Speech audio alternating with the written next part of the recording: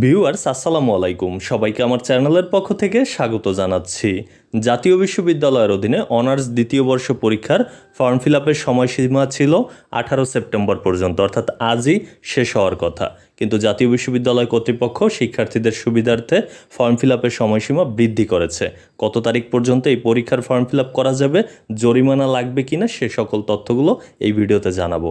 আপনারা জানেন যে অলরেডি কিন্তু অনার্স দ্বিতীয় বর্ষ পরীক্ষার রুটিনও প্রকাশিত হয়েছে এবং সেই রুটিন অনুযায়ী 22 অক্টোবর থেকে পরীক্ষা শুরু হবে।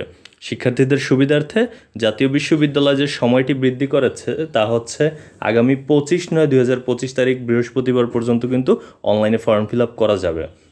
যেটি ছিল 18 তারিখ পর্যন্ত, সেখান থেকে কিন্তু আরও এক সপ্তাহ বৃদ্ধি করা হয়েছে।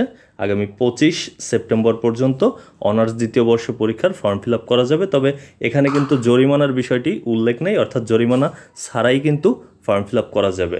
তাই আপনারা যারা এখনও ফর্ম ফিল আপ করেননি, অপেক্ষা না করে খুব দ্রুত ফর্ম ফিল আপ করুন। এরপর কিন্তু সুযোগ আর নাও দেওয়া হতে পারে, কারণ এর আগে আমরা দেখেছি যে বর্তমানে যে চলমান পরীক্ষা ডিগ্রি তৃতীয় বর্ষের, তার কিন্তু দ্বিতীয়বার ফর্ম ফিল আপের ডেট দেওয়ার পর আর কিন্তু সময় দেওয়া হয়নি। সেক্ষেত্রে আপনাদের ক্ষেত্রেও যেহেতু পরীক্ষার রুটিন দেওয়া হয়েছে, এমনটা হতে পারে যে আর কিন্তু বৃদ্ধি করা হবে না। তাই আপনারা এই 25 তারিখের মধ্যে যারা ফর্ম ফিল আপ করেননি এখনও, তারা অবশ্যই করবেন।